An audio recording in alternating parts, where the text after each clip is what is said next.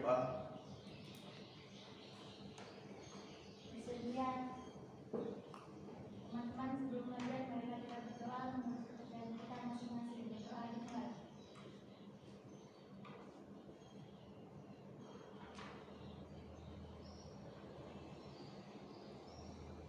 Doa selesai. Terus satu persatu ya. Asma, Asera, Desi, Emi, Farah, Patan, Fitri, Hafid, Istiana, Yuliani, Milda, Mirna, Muhammad Aiman, Rabia, Rania, Saidil, Satya, Vina, Widya, Mor Sulaiman, Yunias. Ya, alhamdulillah semua hadir ya hari ini.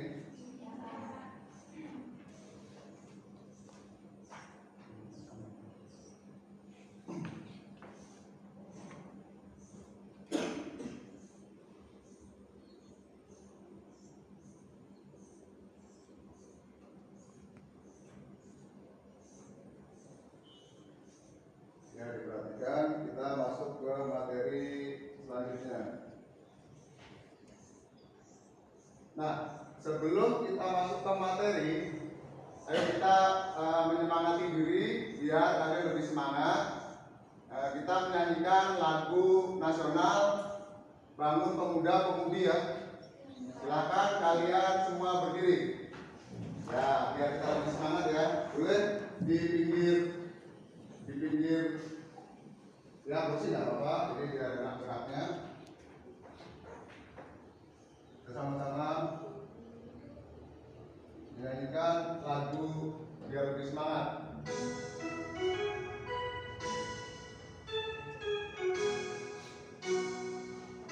Nyanyi semua ya. Bangun pemuda Indonesia.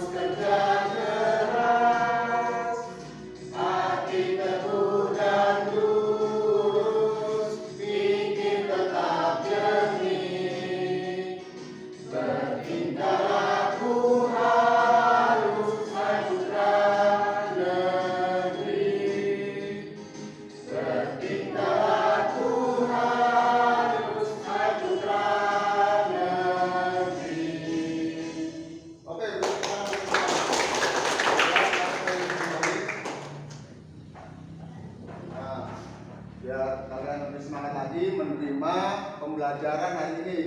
Masih semangat? Masih.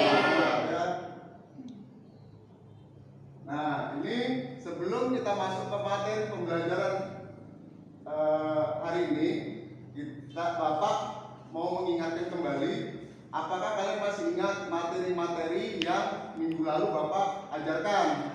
Ya, ini tahu nggak sih materi minggu lalu? Apa sih tentang apa hak dan kewajiban. Nah, hak dan kewajiban. Nah, apa sih pengertian dari hak itu yang minggu lalu pelajari? Oh, hak adalah yang harus diterima, pintar sekali. Terus kalau untuk kewajiban,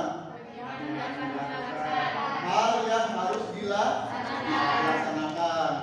Jadi kalian masih mengingat materi minggu lalu, alhamdulillah kalian masih ingat. Sekarang kita masuk ke materi pembelajaran hari ini. Ya, materinya tentang menganalisis nilai Pancasila terkait dengan kasus-kasus pelanggaran. Indikatornya menyajikan analisis nilai-nilai Pancasila, dan materi hari ini adalah kasus pelanggaran hak dan pelanggaran kewajiban warga negara. Nah, nanti kita pelajari tentang kasus-kasus yang terjadi di Indonesia, kasus-kasus pelanggaran hak dan kewajiban. Setelah itu tujuan pembelajaran hari ini, setelah mengikuti pembelajaran, diharapkan kalian bisa mengetahui mengidentifikasi kasus-kasus pelanggaran hak dan kewajiban warga negara. Selanjutnya menganalisis dan menyimpulkan kasus-kasus nanti yang sudah nanti kalian sudah pelajari hari ini.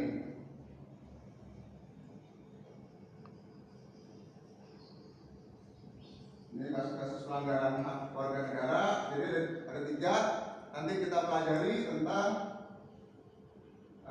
kasus-kasus pelanggaran haknya warga negara. Selanjutnya tentang kasus-kasus pengingkaran kewajiban warga negara, faktor-faktor penyebab pelanggaran hak dan pengingkaran kewajiban warga negara. Selanjutnya nanti menjadi kasus tentang pelanggaran hak dan kewajiban warga negara. Jadi ada 3 materi ini yang Bapak ingin sampaikan. Setelah itu nanti kita menganalisis video dan kasus-kasus yang terjadi pelanggaran nanti.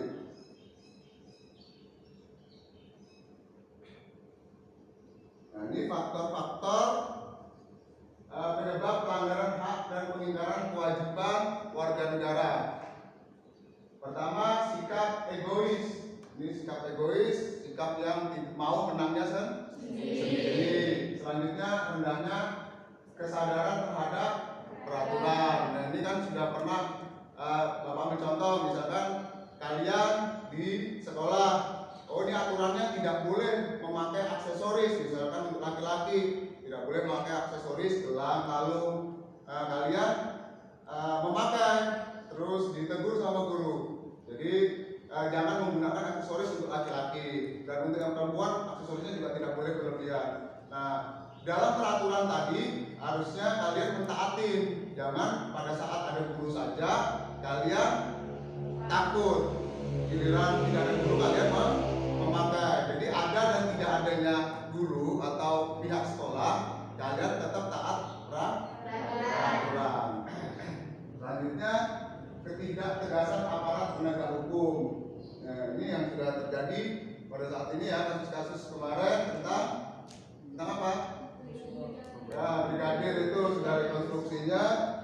Nah, ini sebelumnya kan kasus tersebut adalah bahwa kasus tembak-menembak, padahal yang terjadi di luar daripada yang sudah ditentukan ya.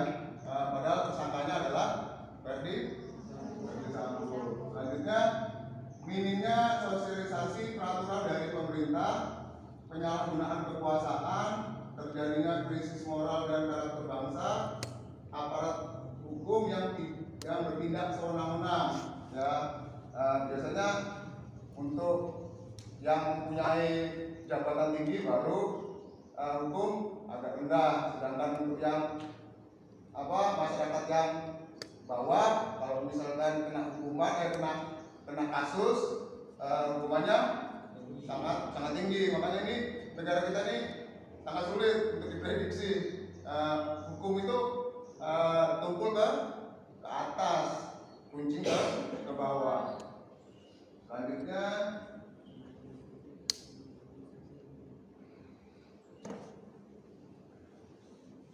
ya ini kasus-kasus pelanggaran hak warga negara ya. Hak warga negara yang pertama, pendidikan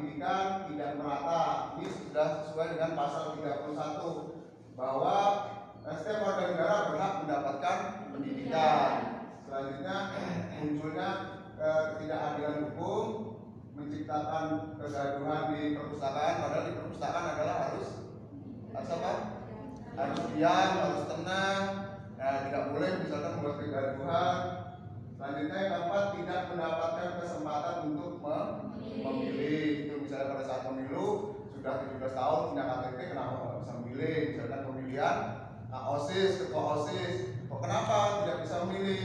Nah, bisa ditanyakan ke panitia bahwa saya ini sebenarnya sudah layak, kenapa kok misalkan tidak bisa memilih, alasannya apa? Nah, itu bisa ke panitia. Kalau misalnya panitia tidak bisa menangani, bisa ke pengawas, kenapa kok bisa terjadi seperti ini, ya. Selanjutnya banyaknya anak di bawah umur yang harus mencari penghasilan. Nah, ini sama di pasal 34 ya, nomor 5 dan 6 ini tingginya angka pengangguran. Padahal jelas di pasal 34 ini anak telantar, fakir miskin dan anak telantar itu dipelihara oleh negara. Sudah jelas di pasal 34 ini. Kenapa kok masih banyak anak-anak di bawah umur mencari pekerjaan, banyak yang pengangguran, banyak yang putus sekolah? Kenapa? Padahal sudah jelas di pasal 34 ini bahwa fakir miskin dan anak telantar itu dipelihara oleh negara. Kenapa kok nggak sampai ke bawah juga? Gitu. Kenapa kok? Harusnya bagaimana nih peran pemerintah, bagaimana tidak efektif dan sebagainya. Nah, siapa yang disalahkan? Nanti bisa kita lihat kasus-kasus yang nantinya terjadi.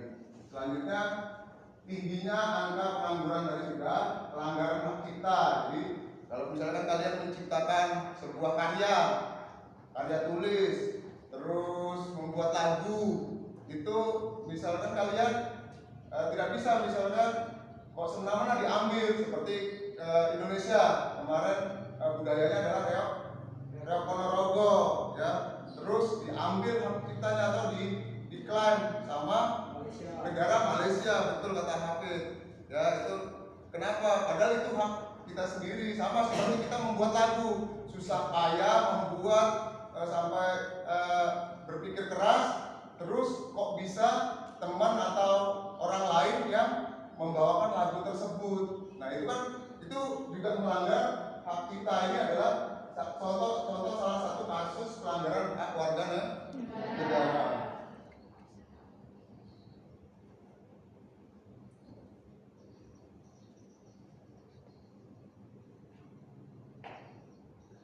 Nah, ini selanjutnya tadi sudah mengetahui hak dan kasus pelanggaran warga negara. Ini kewajibannya, kasus pengingkaran kewajiban warga negaranya. Nah, yang pertama melanggar aturan berlalu lintas. Nah, ini jadi melanggar aturan berlalu lintas ini. Nah, ini adalah salah satu pelanggaran kewajiban warga negara. Seharusnya memakai helm, terus membawa SIM, STNK dan surat-surat kendaraan, ya. Tetapi kenapa nggak dibawa gitu? Nah, takut saja motor yang dikendarai itu adalah hasil dari curian. Terus kenapa kok nggak pakai helm? Nanti misalkan, makanya helm ini sangat bermanfaat apabila terjadi kecelakaan, ya. Makanya helmnya harus SNI.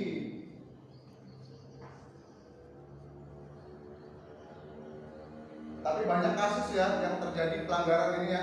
Kalau di kampung di sini kan tidak ada nih, misalnya tertib, misalnya tidak ada lampu merah, tidak ada razia. Andai kata ada, mungkin 1 tahun sekali atau 2 tahun sekali, ya.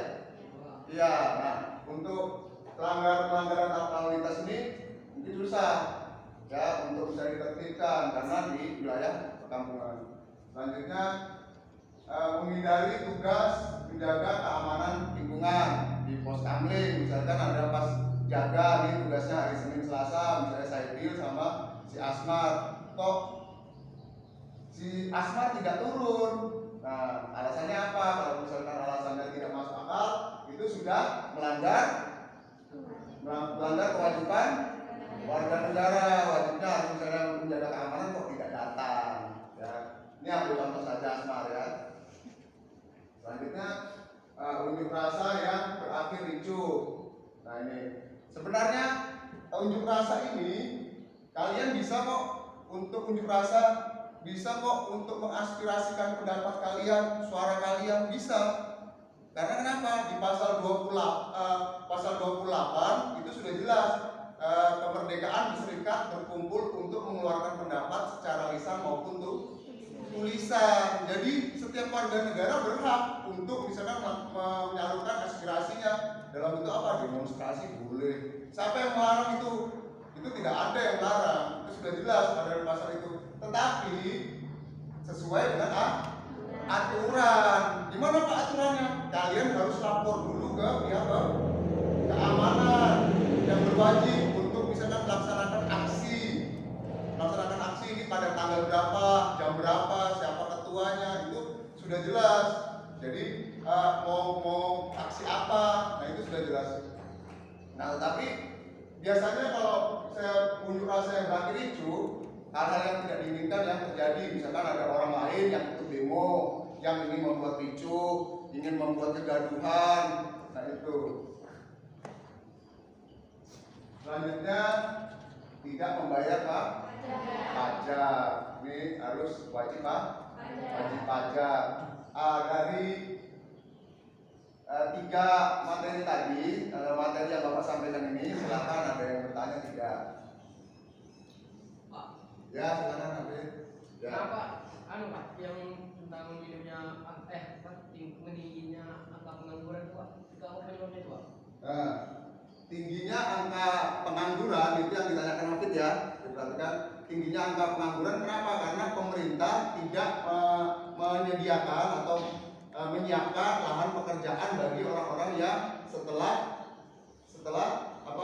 menempuh pendidikan, misalkan sudah lulus kuliah, lulus SMA, kok tidak ada ini bursa kerjanya tidak di-share atau bagaimana? Atau bisa saja misalnya anak tersebut tidak mengetahui untuk mendapatkan pekerjaan tadi, misalkan untuk share link dan sebagainya. Makanya untuk update teknologi itu harus penting ya, gitu ya. Jadi pemerintah sebenarnya sudah menyiapkan, tetapi tinggal penyalurannya bagaimana untuk ke wilayah ke bawah. Oke ya, gitu ya. Ya. Ya bagus sekali pertanyaannya. Beri tepuk tangan buat aku.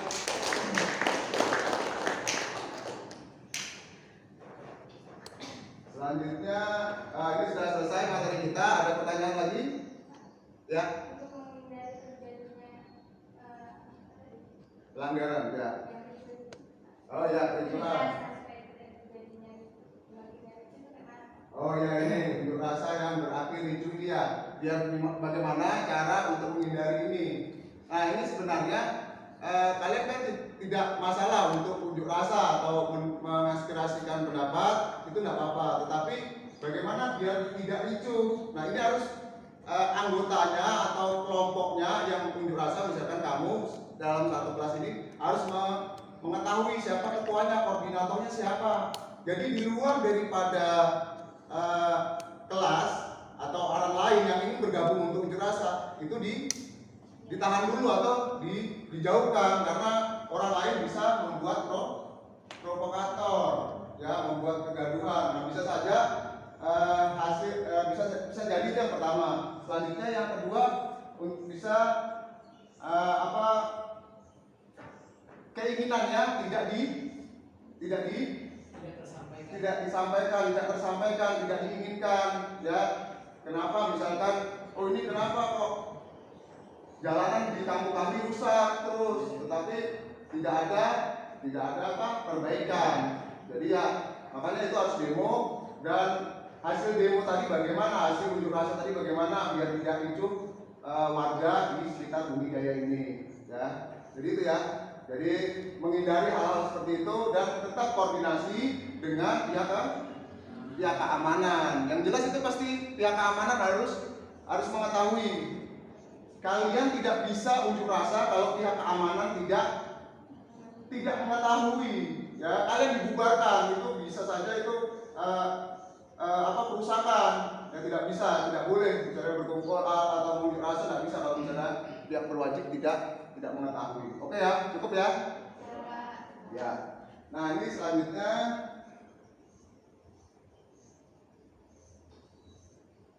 Nah ini Bapak ingin membagi kelompok kelas dibagi menjadi 4 kelompok besar ya. Nanti memperhatikan dan cermati berita dan video. Ya ini nanti cermati berita video, menganalisis contoh video kasus. Nanti linknya ini ada juga, misalkan kalian kurang jelas. Tapi nanti Bapak siapkan videonya, kalian bisa tinggal tonton. Setelah menonton tayang video ini, nanti coba kalian tuliskan analisis kasus yang terjadi di dalamnya. Ya, kalian bisa membentuk kelompok ya. Menjadi 4 kelompok dulu di dalam kelas ini. Silakan kalian bentuk kelompok dulu. Bisa kursinya digeser ya untuk ke tempat teman kalian.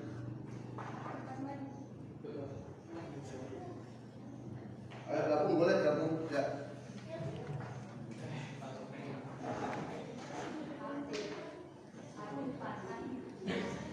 Ya jadi 4 kelompok ya. Jadi 4 kelompok ya. Pernah terjadi kelompok kemarin ya, silakan gabung. Ya nggak apa-apa. Kalau ada yang 5 nggak apa-apa, silakan menjadi 4 kelompok ya. Ini kelompok 1 mana? Ya kelompok 1 sini.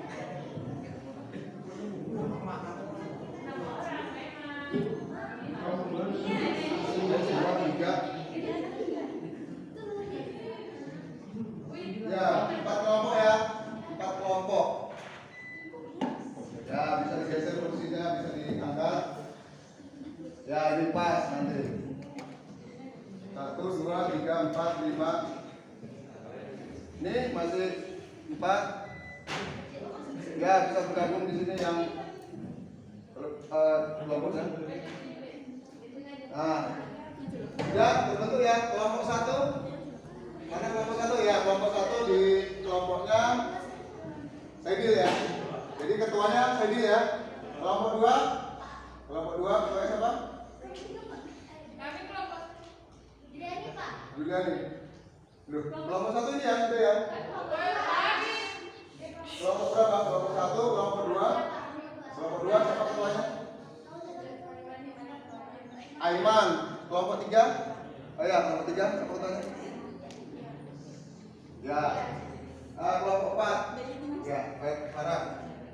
Ya, ini Bapak bagikan. Ini Bapak bagikan lembar kerja peserta didik ya.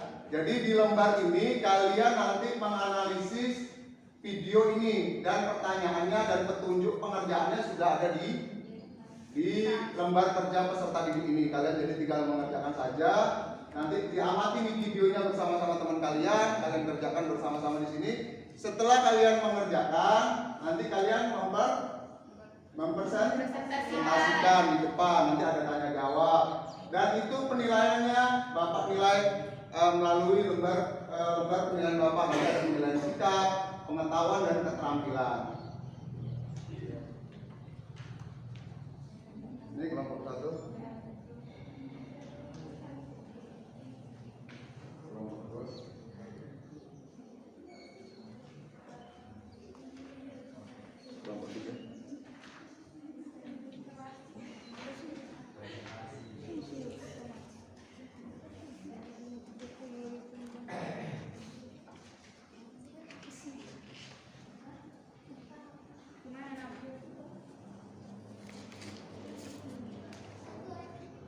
Ya diperhatikan ya videonya ini. Jadi nanti kalian bisa semuanya bisa saling bekerja sama. Jangan salah satu saja yang bekerja di dalam kelompok. Jadi ada penilaian nanti.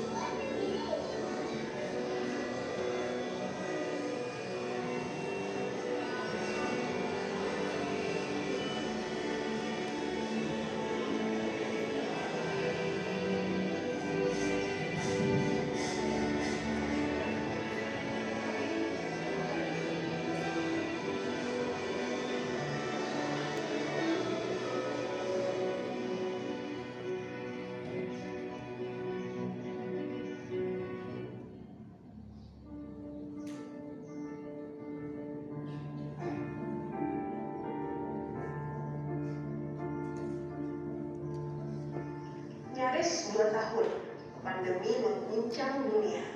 Semua sektor terdampak, termasuk dalam hal pendidikan. Pandemi menyisakan banyak kisah anak-anak yang terpaksa harus berpisah dari bangku sekolah.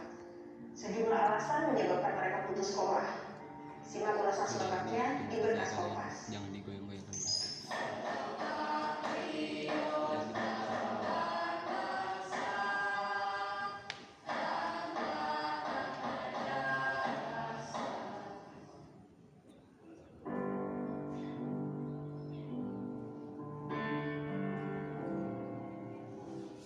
Aku Denis Herlino, usiaku 11 tahun. Aku tinggal di kampung Dok Eceng, Muara Angke. Di sini, kebanyakan penghuninya bekerja sebagai pemulung dan nelayan. Sejak setahun lalu, aku putus sekolah dan hanya diam di rumah.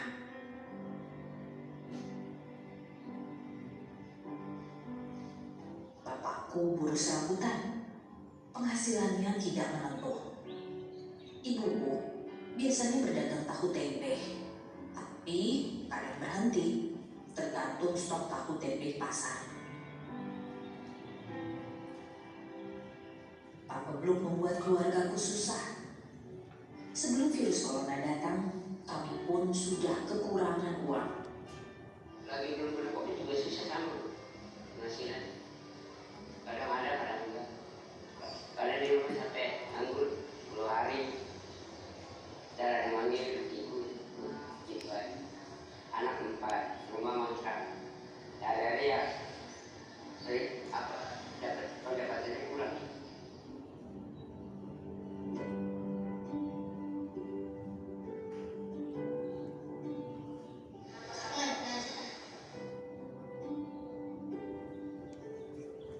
Aku rindu sekolah di SD Negeri 030 Jakarta Utara.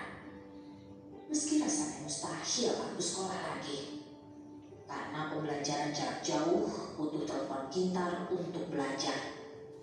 Aku tidak punya. Bapak dan ibu tidak sanggup membelinya. Aku terpaksa putus sekolah. Mau ya. Orang maunya mau ke sekolah lagi bapak gitu. Tapi nggak ada apa kan susah. Ya lagi nggak ada yang begitu, nggak bisa beli.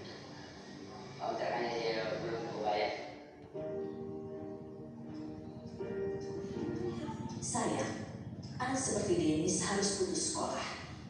Ia berprestasi jadi ranking 2 di kelasnya.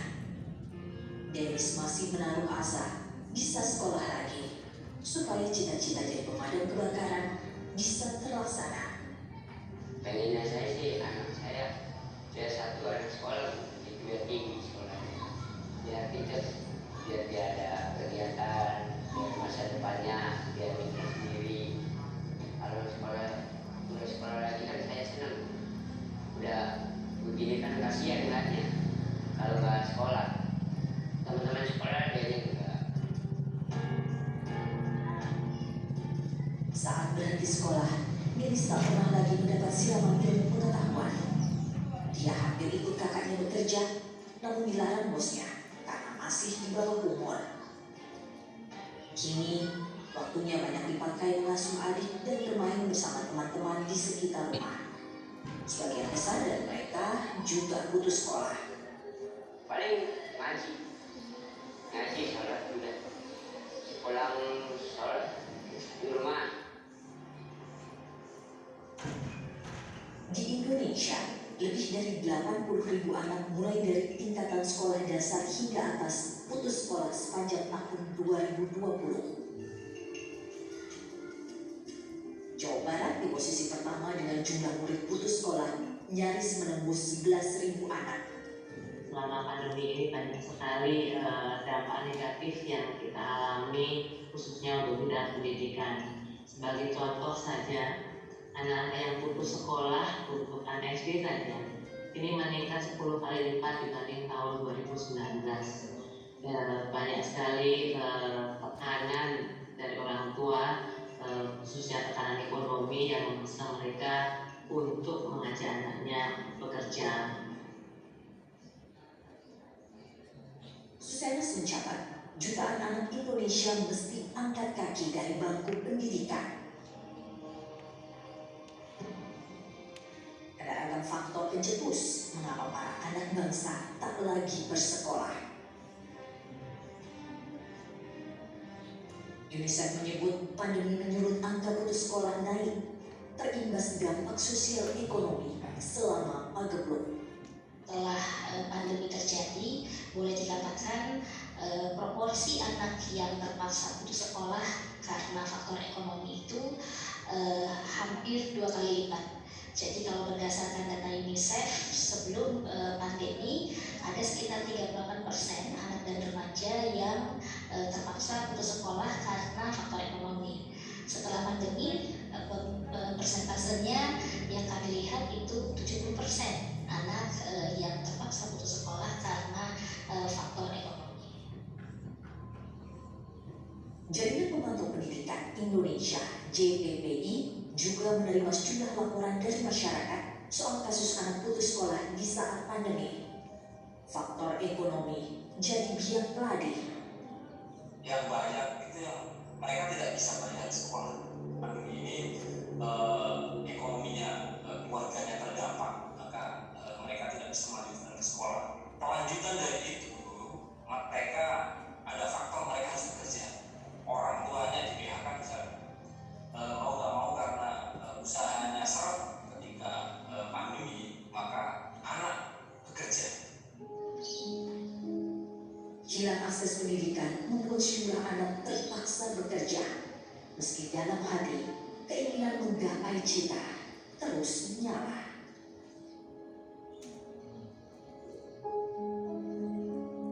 Dari pihak sekolah suruh mundurin diri ke tanda tangan surat.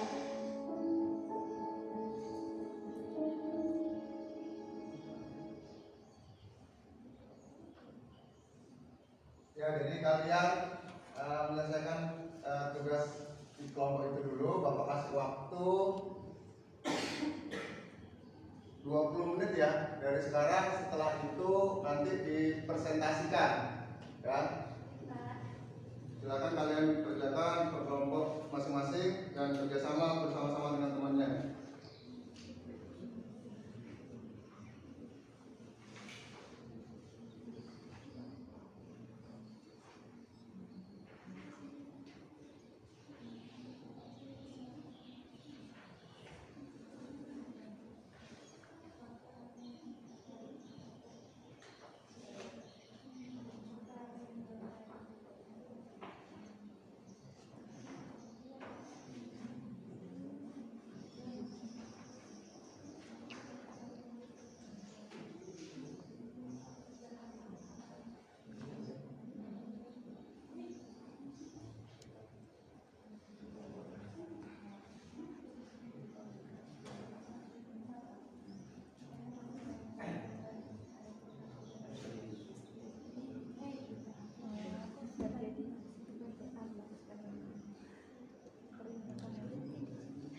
Ya, nanti penilaian keaktifan kalian untuk nilai ya.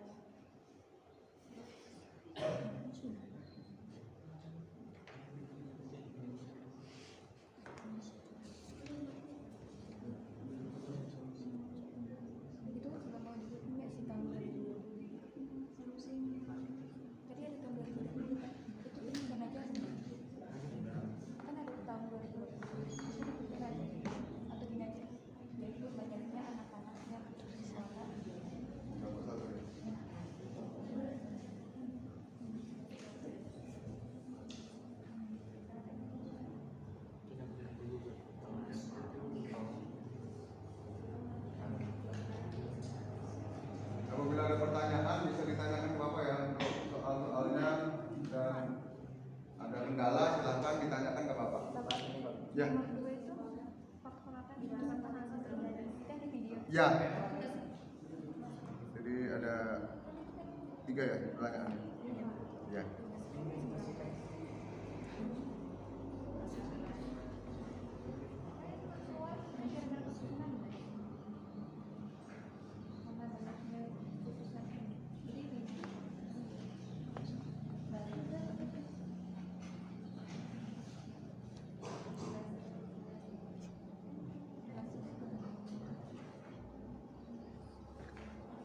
Jadi diperhatikan di lembar kerja peserta didik itu, nanti kalian menuliskan kelas, kelompok, ketua kelompok dan anggota-anggotanya sudah ditutup. Selanjutnya ada petunjuknya ya. Setelah menonton tayangan video, coba kalian tuliskan analisis kasus yang terjadi dalam video yang kalian tonton tadi. Selanjutnya pertanyaan yang kedua, faktor apa yang menyebabkan hal itu terjadi, hal dalam video tadi. Selanjutnya yang ketiga, apa solusi yang kelompok Anda ajukan untuk mengatasi masalah tersebut dan bagaimana solusinya itu bisa berhasil menurut kelompok kalian ya. Silakan Bapak kasih waktu, sisa waktu 15 menit lagi dari sekarang ya. Kalau tadi sudah 20 menit, ini sudah berjalan 5 menit.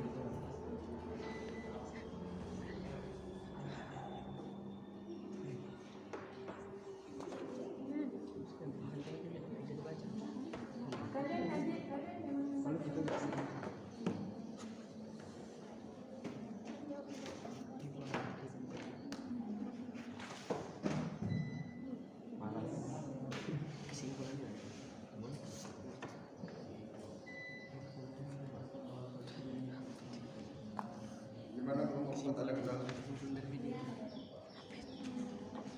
aman ya? Oke.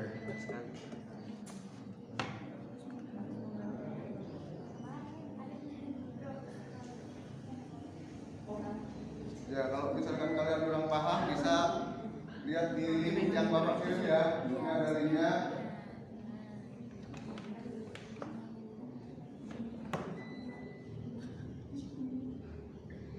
Ya ini ada linknya ya.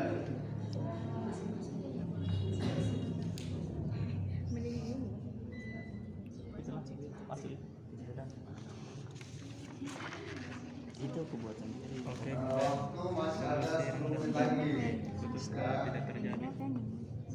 Setelah itu kalian nanti presentasikan masing-masing kelompok dan bisa tanya jawab.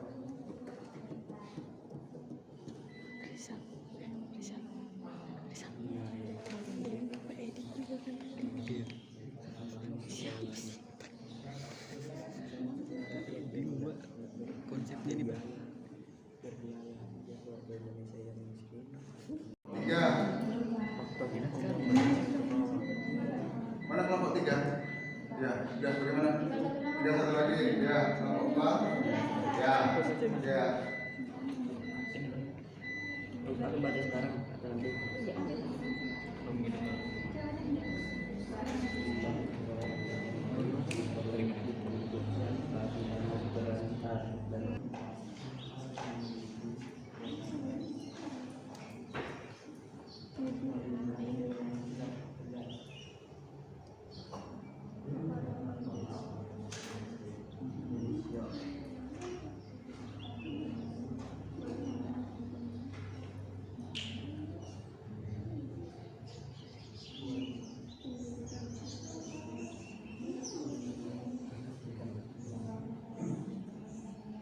Ya Pak. Yang kedua, ayo sisa waktu ada 4 menit lagi ya.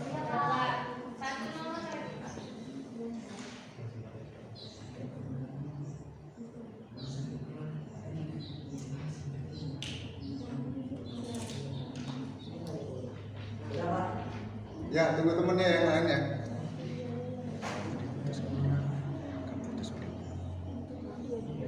Stop dulu. Nggak apa-apa, nanti jalan kan. Enggak, kirim info sama kita. Oh, di sini. Ya sih, nggak apa-apa.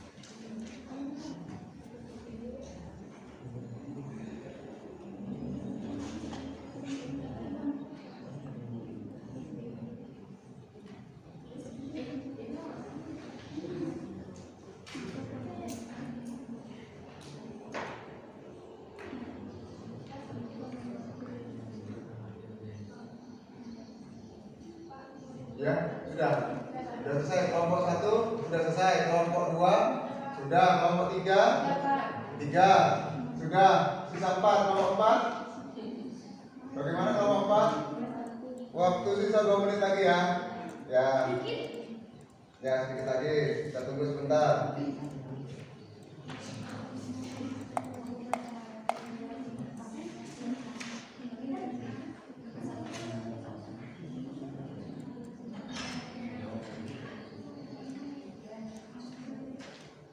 Oke, waktu udah selesai ya. Udah selesai waktunya, silakan untuk mempresentasikan kelompok 1 dulu ya. Kalian diperhatikan baik-baik. Nanti kalau misalkan ada pertanyaan, silakan ditanyakan 1 atau 2 pertanyaan boleh dari kelompok lain, dan kelompok lain kelompok 2, 3, dan 4 bisa menanggapi atau membantu jawaban itu boleh saja. Oke, silakan maju untuk kelompok 1. Ya, di bawah hasilnya.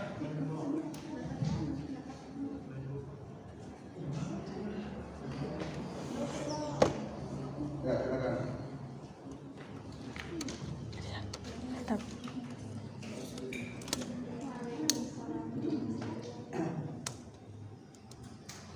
Assalamualaikum warahmatullahi wabarakatuh.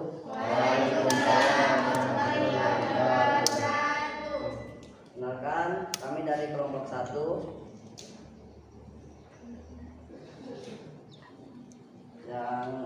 Kami dari kelompok 1 dengan berdirinya kami sini ingin mempresentasikan hasil jawaban kami mengenai kasus pelanggaran kewajiban warga negara.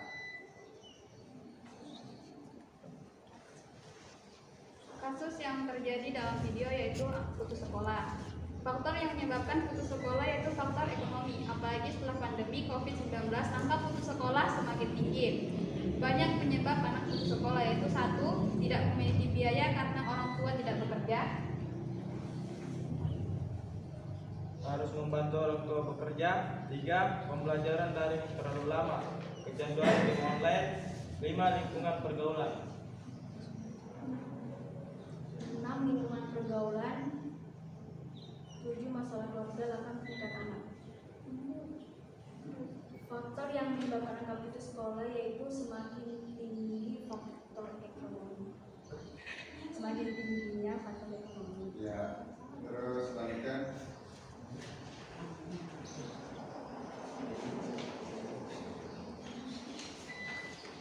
Terus yang ketiga, membangun sekolah agar yang baik dibutuhkan bagi anak yang terlantar, tidak mampu dan tidak memiliki biaya apapun dikarenakan ketidaksanggupan biaya karena kemiskinan, di mana pendidikan sekolah tersebut tanggung pemerintah setempat. Pemerintah setempat harus memiliki kewajiban melindungi dan sikap tegas demi anak-anak berbangsa. Ya. Nah, itulah hasil jawaban dari kami selaku kelompok 1. Apabila teman-teman ingin bertanya, saya persilakan. Silakan yang mau bertanya. Sudah kelompok 4 ya? Ya, kelompok 4 silakan ingin mengajukan pertanyaan untuk kelompok 1. Silakan, Farah. Mengapa perceraian keluarga termasuk penyebab angka putus sekolah? Oke, bentar ya. Ya. Mengapa perceraian keluarga menyebabkan, pertanyaan dari kelompok 1 ya, yang diwakilkan oleh Farah, mengapa angka perceraian itu menyebabkan putus sekolahnya anak tersebut ya, orang tuanya bercerai, terus anaknya yang bisa banyak putus sekolah. Oke, kelompok 1 bisa menanggapi jawaban dari kelompok 4 ya. pertanyaan dari kelompok 4 bisa silakan.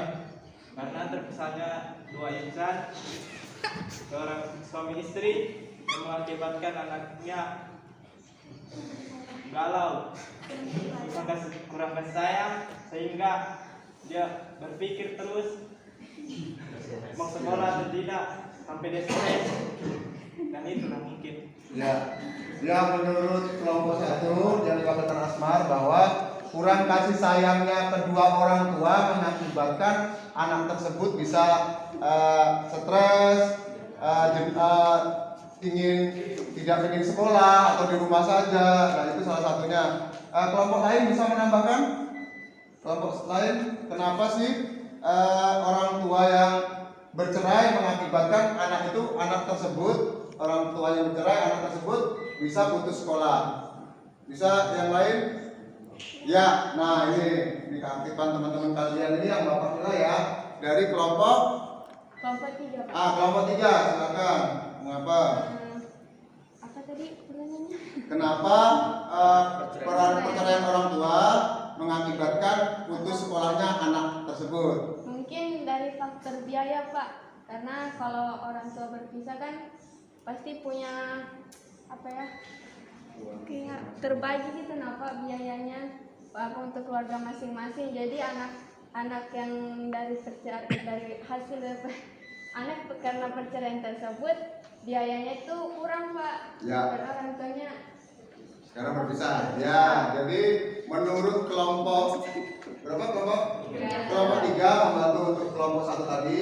Yang pertama kurangnya biaya karena orang tuanya sudah terpisah. Bisa saja terpisah, dia menikah lagi dengan keluarga sendiri, yang ibunya menikah lagi dengan keluarga sendiri, dan anak tersebut siapa sih yang biayai kan?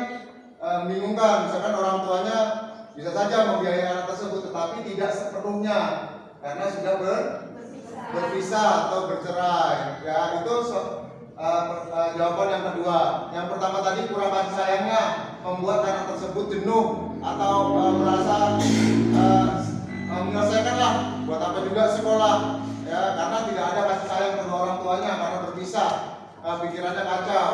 Terus yang kedua, jawaban dari kelompok 3 bahwa kurangnya biaya karena kedua orang tua sudah berkeluarga kembali dan anak tersebut diabaikan.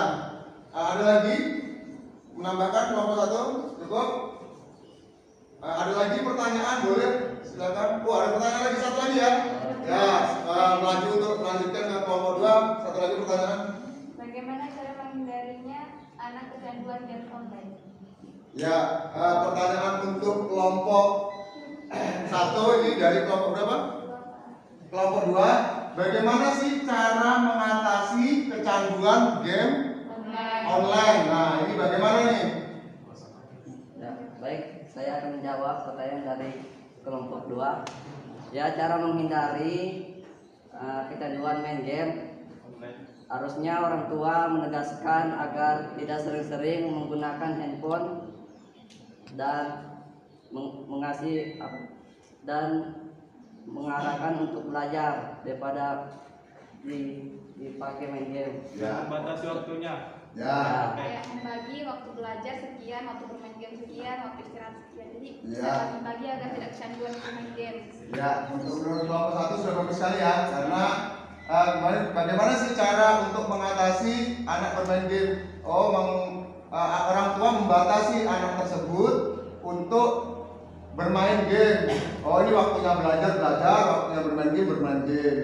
Terus membatasi juga waktu bermain game jangan terlalu lama daripada belajarnya. Ya begitu ya untuk kelompok 1 ya. Oke, ada yang tanggapan untuk menambahkan jawaban kelompok 1? Tidak ada?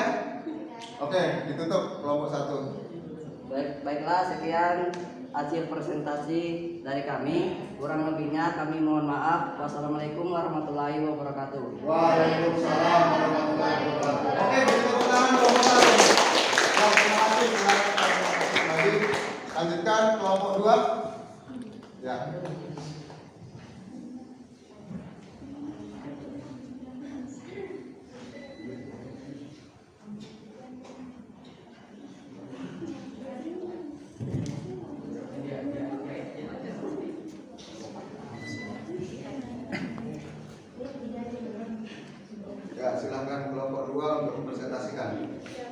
pagi. Yang lainnya diperhatikan ya. Pak. Di sini kami akan mempresentasikan hasil analisis kami terhadap video tersebut.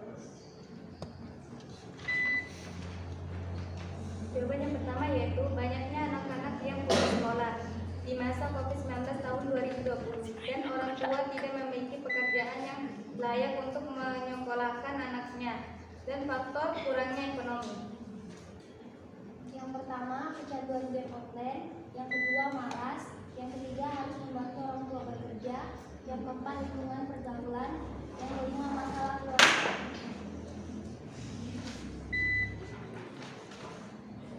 Yang keenam, pernikahan anak. Jarak sekolah yang jauh. Tidak memiliki biaya karena orang tua tidak bekerja. Pembelajaran daring terlalu lama. Yang ketiga, melakukan riset yang bertujuan untuk mengetahui kendala-kendala dalam bidang pendidikan. 2. Menemukan solusi yang tepat agar para pelajar bisa senang bersekolah. 3. Membangun sekolah rakyat yang baik diperuntukkan bagi anak terlantar dan tidak mampu. Ya, sekian presentasi kami. Ada yang ingin bertanya? Ya, silakan yang bertanya. Ya, kelompok 1. Ya, beri kesempatan kelompok 1 dulu ya. Ya, kelompok 1 dulu. Dari kelompok 1 bertanya tentang apakah ada sanksi bagi orang tua yang membiarkan anaknya putus sekolah?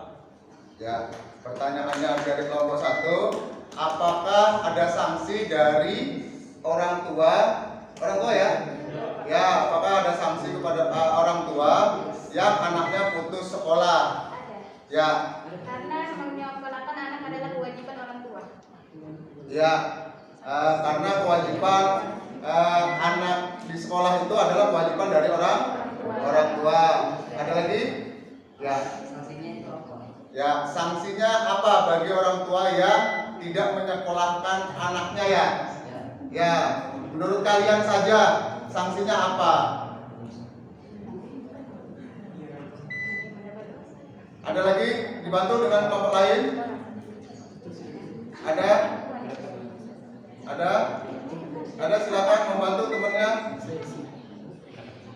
Sanksi terhadap orang tua yang tidak menyekolahkan anaknya. Sanksinya dari pemerintah kah, dari wilayah setempat kah, dari siapapun. Menurut kelompok-kelompok kalian ini semua, apa sih sanksi yang layak bagi orang tua yang tidak mau menyekolahkan anaknya?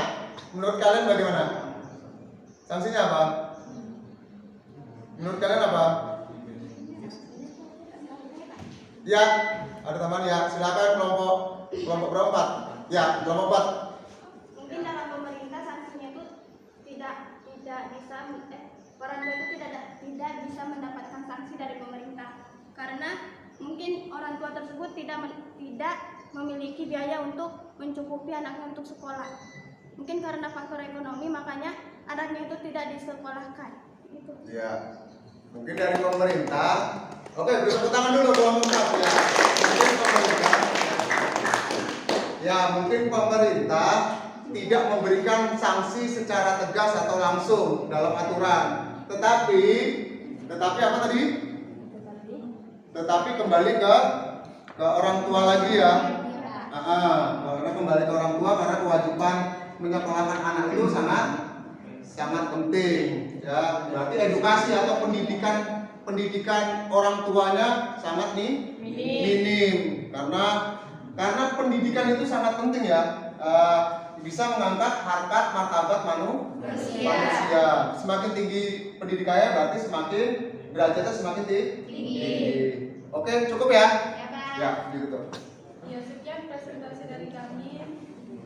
Kami ucapkan terima kasih dan selamat pagi. Oke, beri tepuk tangan untuk kelompok 2. Silakan kelompok 3.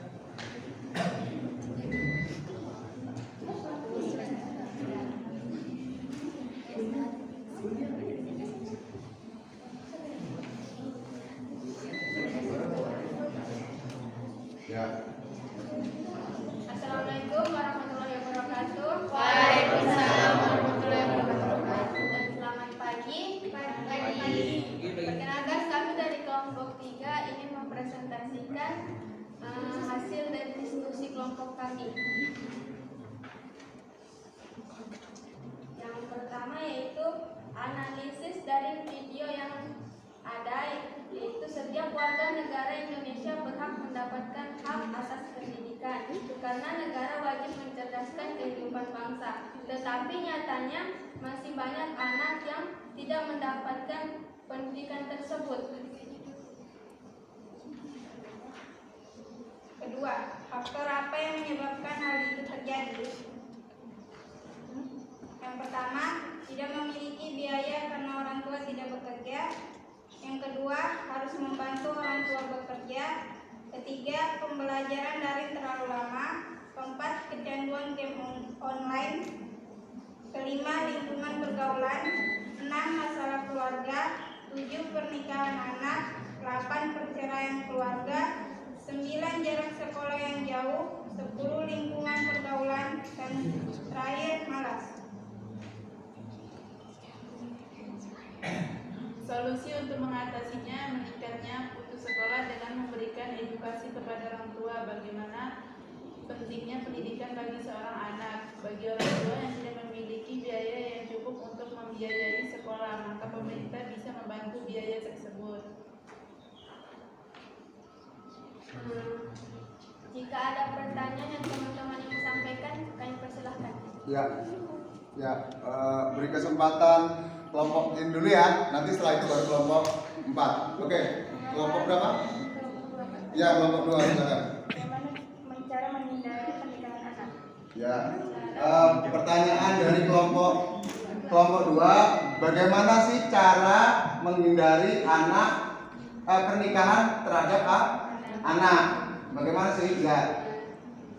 Pertanyaan dari kelompok 2 akan saya jawab, Ya. yaitu dengan kita itu memberikan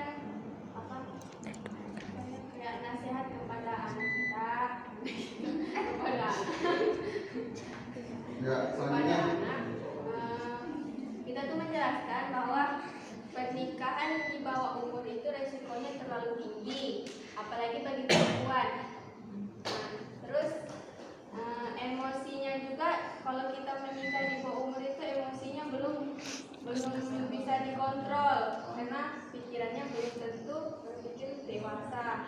Nah, kita juga menjelaskan akibat apa aja yang terjadi dari pernikahan anak itu, sehingga mengurangi adanya pernikahan di bawah umur. Ya. Tapi kalau misalkan orang tua itu Pertanyaan selanjutnya, lanjutannya, bagaimana kalau orang tuanya yang menyuruh menikah anaknya? Nah, oke. Sekarang itu kan kalau ingin menikah di bawah 19 tahun itu harus sidang, Pak. Sidang. Mungkin bagian dari pemerintah bisa menjelaskan kepada orang tua bahwa itu tidak baik untuk anaknya dan akan menimbulkan masalah-masalah nantinya. Jadi, Ya, oke. Cukup ya. Jadi untuk tadi pernikahan pada anak, bahwa bagaimana sih mengatasi anak yang pernikahan dini. Nah, memberikan pemahaman, memberikan edukasi, orang tua yang memberitahu anaknya bahwa jangan menikah dini, bahwa pernikahan dini itu bisa mengakibatkan perceraian, walaupun tidak sedikit tapi kasusnya banyak terjadi. Ya, karena apa? Emosinya masih labil dan dia menikah. Nah itu ya. Itu ya, oke ya. Selanjutnya satu lagi, ada pertanyaan? Ya, satu lagi ya. Oke. Gimana sih caranya orang tua biar anaknya nggak salah pergaulan? Ya, bagaimana menurut kelompok 4, pertanyaannya bagaimana sih orang tua memberitahu kepada anaknya bahwa biar anak tersebut tidak salah pergaulan, salah berteman. Ya. kita sebagai orang tua itu kita bisa memberikan pemahaman dan mengajari anak, menasihati untuk memilih teman yang baik. Boleh berteman, kan teman itu bermacam-macam kan. Kita bisa berteman kepada siapa saja, tapi kita bisa membatasi. Boleh pilih teman dekat baik itu jangan terlalu dekat sama teman yang kurang baik, jadi tidak kenakalannya itu atau sifat-sifat yang baiknya tidak tertiduran kepada kita. Ya, ya oke ya. Jawaban dari kelompok 1 bahwa boleh saja berteman ke semua teman boleh, ya, tetapi lihat latar belakangnya. Apabila anak tersebut sudah melenceng dari sistem kejahatan atau menyeleweng atau sebagainya, itu lebih baik dijauhi. Tetapi tetap saja berteman, tetapi tidak menjauhinya. Oke ya, cukup ya. Oke, ditutup. Sekian dari presentasi kami ucapkan terima kasih kepada kita semua. Assalamualaikum warahmatullahi wabarakatuh. Waalaikumsalam. Oke, ya, ini terakhir ya, kelompok 4 terakhir. Maju presentasi silakan.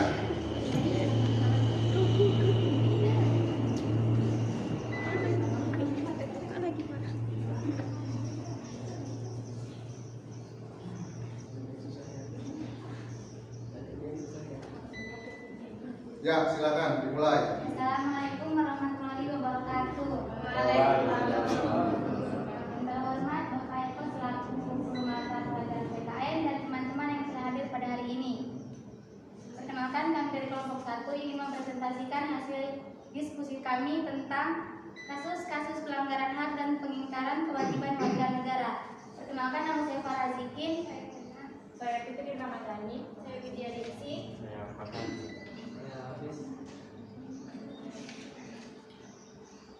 Saya akan menjawab pertanyaan nomor 1, yaitu tingginya angka putus sekolah karena kasus pandemi COVID-19 selama 2 tahun.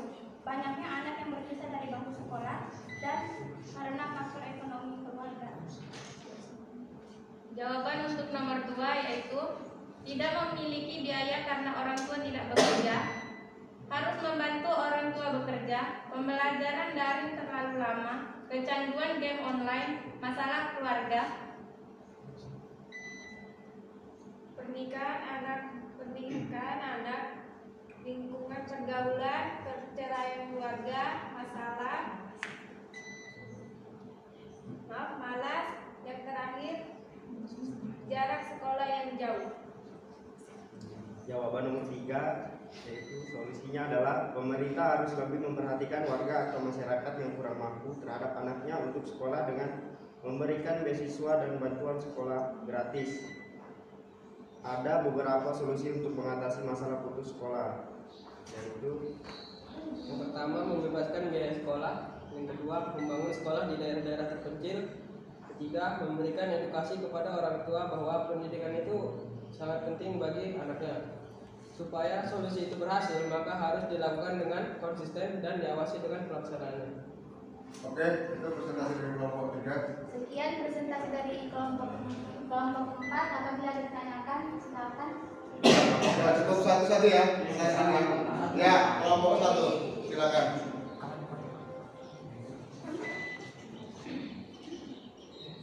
Pertanyaannya itu, mengapa sih pembelajaran dari terlalu lama itu bisa jadi penyebab anak putus sekolah? Ya, oke. Pertanyaan cukup. Mengapa sih anak pembelajaran daring tadi menyebabkan banyak siswa-siswa putus sekolah? Kenapa itu? Ya, itu ya pertanyaan kelompok. Ya, silakan dijawab. Jawabannya adalah karena siswa jadi malas sekolah, dia terlalu main HP ini, melihat daring, penjelasan guru membosankan biasanya kan, jadi dia mengalihkan pembelajaran ke game online, sosmed, segala-galanya.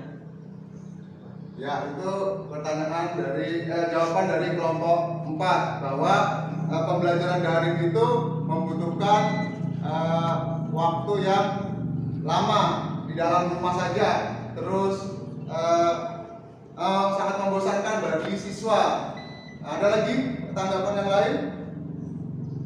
Jadi banyak siswa yang setelah belajar biasanya kan belajar daring, setelah itu ya sudah nggak ada ngapa-ngapain lagi ya, bisa saja bekerja dan sebagainya, dan itu menyebabkan anak tersebut bisa malas belajar, putus sekolah karena cuma pembelajaran Daring. Ada lagi jawaban dibantu dari kelompok lain? Kenapa sih pembelajaran daring menyebabkan angka putus sekolah? Ada lagi tambahan ya? Silakan kelompok 2 menambahkan. Mungkin karena dari pembelajaran daring itu murid kurang paham Pak, materi-materi yang disampaikan karena berbeda kan.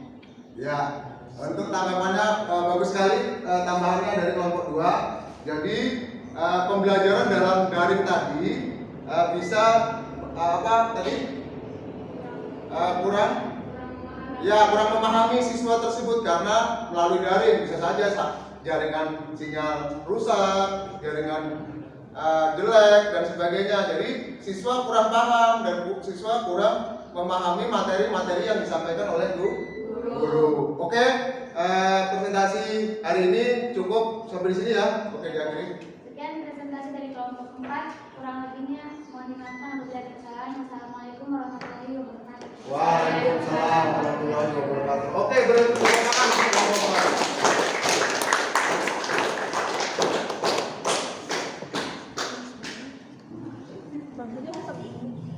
Oke, jadi presentasi kelompok 1, 2, dan 3 dan 4 itu sangat baik sekali, sangat bagus, diberi masukan, diberi tambahan, ada pertanyaan. Mudahan untuk pertemuan selanjutnya kalian lebih aktif lagi dalam berdiskusi, karena dari diskusi ini kita bisa memecahkan solusi, bertukar pikiran antara teman satu dengan teman yang lain. Oke ya. Jadi sebelum Bapak mengakhiri materi pembelajaran hari ini, dari semua materi yang kita pelajari hari ini, apa sih yang kalian dapat simpulkan materi pelajaran hari ini? Ayo silakan. Ya, Farah, silakan. Bahwa sekolah itu sangat penting, Pak. Ya, kesimpulannya bahwa sekolah itu sangat penting. Ya, terus ada lagi dari kesimpulan tadi, kasus-kasusnya bagaimana? Ya, pemerintah harus lebih teliti terhadap pendidikan. Ya, pemerintah harus lebih teliti, sangat harus cermat bahwa pendidikan itu sangat penting. Kenapa kok rakyat miskin atau rakyat tidak punya diabaikan? Silakan cepat dikucurkan dananya. Bagaimana kok tidak sampai nih? Ya, itu pemerintah harus memperhatikan bahwa anak-anak yang putus sekolah cepat disekolahkan. Ya, karena wajib belajar, katanya pemerintah wajib belajar adalah 9 berapa tahun? Wajib belajar 12 tahun. Oke, ada lagi? Ya, Asmar. Ya, pentingnya sekolah untuk anak-anak di Indonesia. Banyak kasus-kasus yang terjadi, hak dan kewajiban warga negara. Salah satu contoh tadi adalah kasus-kasus angka putus sekolah. Nah, setelah kalian dapat menyimpulkan, untuk materi selanjutnya atau materi minggu depan, kalian mempelajari tentang penanganan kasusnya. Ya, ini kan kita mempelajari hari ini kasus-kasus yang terjadi pelanggaran hak dan kewajiban. Minggu depan kalian mempelajari bagaimana sih cara menangani kasus tersebut. Ya, minggu depan kalian pelajari itu. Nah, nanti jangan lupa diingat-ingat kembali materi hari ini untuk bisa dikaitkan untuk ke minggu depan. Oke ya. Dari sini ada pertanyaan lagi? Cukup? Ya. Sampai ketemu minggu depan. Bapak akhiri ya. Assalamualaikum warahmatullahi wabarakatuh. Waalaikumsalam warahmatullahi wabarakatuh. Oke, biar lebih semangat lagi kita tepuk semangat dulu ya. Oke. Tepuk semangat.